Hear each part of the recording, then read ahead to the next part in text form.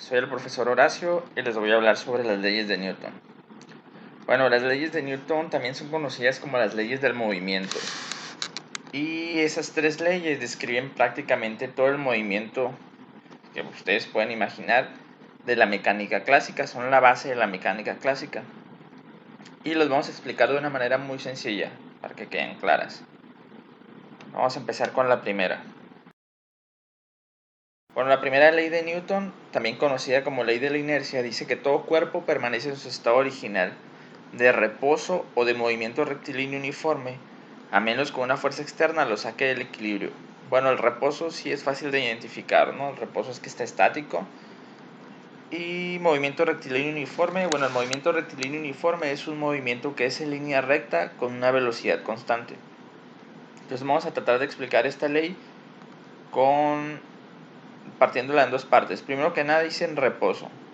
Dice que si está en reposo, este cuerpo va a permanecer eternamente en reposo a menos que una fuerza externa lo saque del equilibrio. Si nos vamos a la imagen, vemos una pizarra, tenemos un borrador. Si este borrador está estático, están de acuerdo que va a permanecer estático eternamente a menos que una fuerza externa lo saque del equilibrio.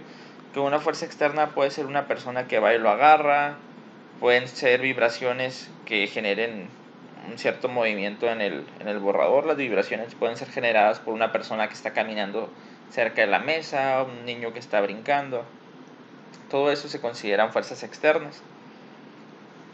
Y la siguiente, bueno, esa parte es muy sencilla de ver.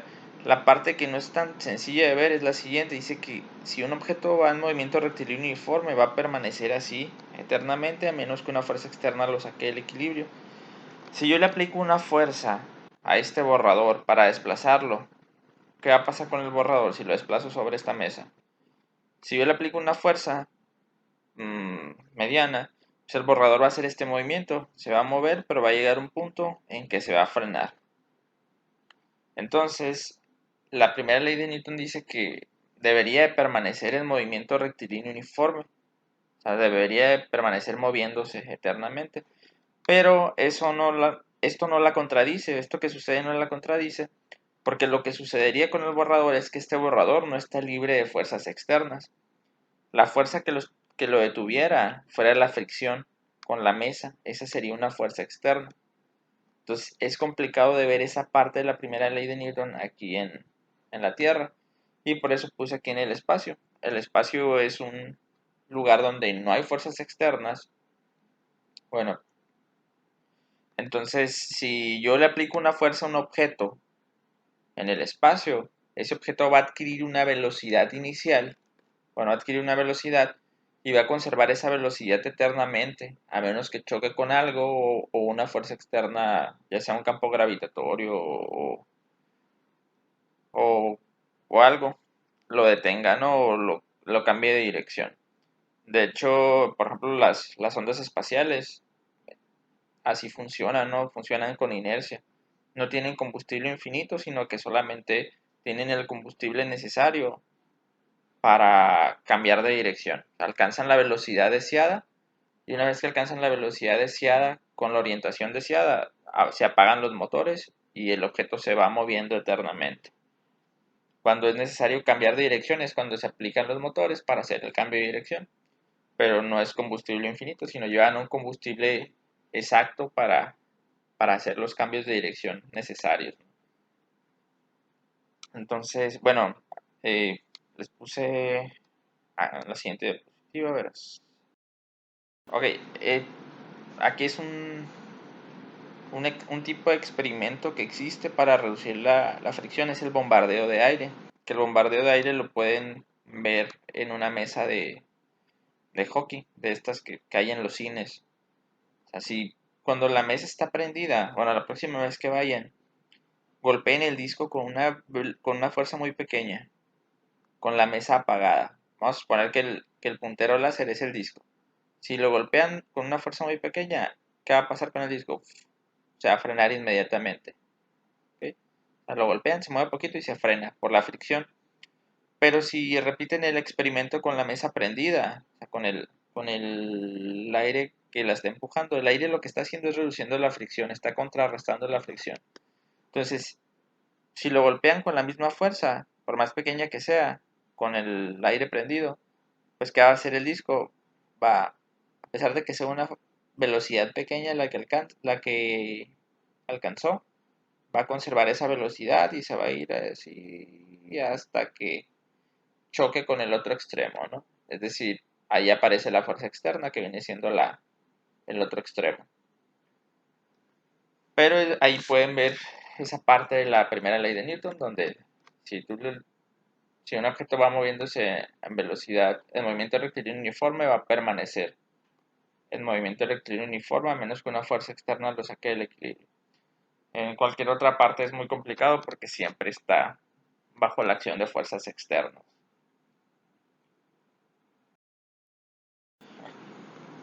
De aquí mismo, de la primera ley de Newton, sale el concepto de inercia. ¿Qué es la inercia? Bueno, dice, la inercia es la resistencia que tiene un cuerpo para cambiar su estado de movimiento. El ejemplo típico que se pone en inercia viene siendo cuando vas en un coche y estás parado en el semáforo está en rojo, y de repente el coche acelera porque el semáforo cambió en verde. ¿Y qué pasa con tu cuerpo? Tu cuerpo se va hacia atrás. ¿Por qué se va hacia atrás? Porque tu cuerpo quiere permanecer en el estado anterior en el que se encontraba. Como estaba en reposo, quiere permanecer en reposo. El caso opuesto es cuando el carro va a cierta velocidad, vamos a suponer unos 50 kilómetros por hora, y de repente frena. ¿Qué pasa con tu cuerpo? Tu cuerpo se va hacia el frente. ¿Por qué? Porque tu cuerpo quiere permanecer en el estado de movimiento que iba anteriormente, que en ese caso sería el movimiento. O también puede ser el ejemplo de dar vuelta, o sea, el carro va en línea recta y cuando gira a la derecha, ¿qué pasa con tu cuerpo? Tu cuerpo se va a la izquierda porque tu cuerpo quiere permanecer en la dirección que iba antes. O si el carro va en línea recta y gira a la izquierda, tu cuerpo se va a la derecha porque tu cuerpo quiere permanecer en la dirección que iba antes. Y eso viene siendo la inercia, es la resistencia que tiene un cuerpo para cambiar su estado de movimiento. Y la inercia está directamente proporcional con la masa. Un objeto que tiene una masa muy grande se dice que tiene mayor inercia que un objeto que tiene una masa pequeña, ¿no? Si lo vemos de otra manera, es más fácil mover una piedra de 100 gramos a mover una piedra de 100 kilos, ¿no? Pues eso sería la inercia. Ahora vamos a hablar de la segunda ley de Newton. Dice, la aceleración que experimenta un objeto es directamente proporcional a la sumatoria de las fuerzas que actúa sobre él e inversamente proporcional a su masa. Bueno, esta ley es se podría decir que es muy sencilla de entender. A mayor fuerza, entre más fuerza le apliques a un objeto, quiere decir que va a obtener una aceleración mayor, ¿no? Eso quiere decir directamente proporcional. A mayor fuerza, mayor aceleración. Inversamente proporcional quiere decir que a su masa, quiere decir que a mayor masa, pues va a ser más difícil acelerarlo. Si tiene una masa menor, va a ser más fácil acelerarlo. O sea, es lo inverso, ¿no? Y bueno, el trasfondo físico de esta ley, bueno, primero vamos a analizar esto, ¿no? ¿Qué pasa si la sumatoria de las fuerzas es cero? Si la sumatoria de las fuerzas es cero, pues quiere decir que no existe una aceleración. O sea, esto también sería cero. Quiere decir que no existe aceleración, entonces el objeto o está en reposo o se está moviendo en velocidad constante. Ahora, ¿qué pasa si la aceleración es desigual a cero?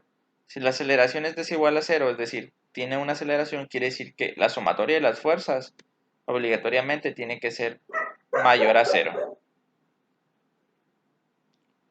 Bueno, el trasfondo físico de esta ley es que si, si un objeto está acelerado, obligatoriamente debe de haber una fuerza que está actuando sobre él. Es imposible que un objeto esté acelerado y que no haya fuerzas actuando sobre él. Eso sería la segunda ley de Newton.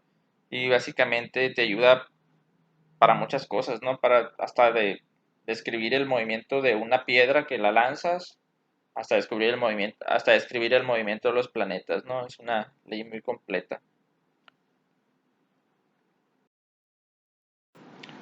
Bueno, la tercera ley de Newton dice, bueno, también se conoce, no lo puse ahí, pero se conoce como fuerzas de acción y reacción. Dice, cuando un objeto A le aplica una fuerza a un objeto B, el objeto B también le aplica una fuerza al objeto A de la misma magnitud pero en dirección opuesta. Es decir, la fuerza que aplica el objeto A es la fuerza de reacción, de acción, perdón. es la fuerza de acción.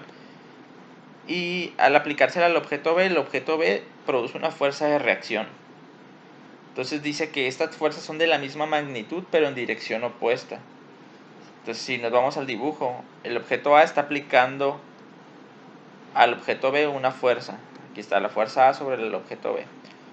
Y en el mismo instante, el objeto B le está aplicando una fuerza al objeto A. Entonces, por ejemplo, lo que sucede aquí es una conservación de... Bueno, de aquí se deriva la conservación, la ley de la conservación del momento, que a lo mejor la explicamos en otro video. O sea, el movimiento que lleva este pie y que golpea la pelota, la fuerza, perdón, que lleva este pie y golpea la pelota, produce un movimiento en la pelota. Pero al golpear esta pelota produce que el pie se frene. Entonces, la fuerza que hace que se mueva la pelota es la fuerza que aplica el objeto A. Y la fuerza que hace que se detenga el pie es la fuerza que aplique el objeto B sobre el pie. Entonces, el trasfondo físico de esta ley es que en el universo no existen las fuerzas individuales. Siempre aparecen en pares las fuerzas. Al momento que aparece una fuerza, inmediatamente aparece una segunda fuerza tratando de contrarrestar a la primera. ¿Ok? Y estas vienen siendo las tres leyes de Newton. Y eso sería todo de este tema.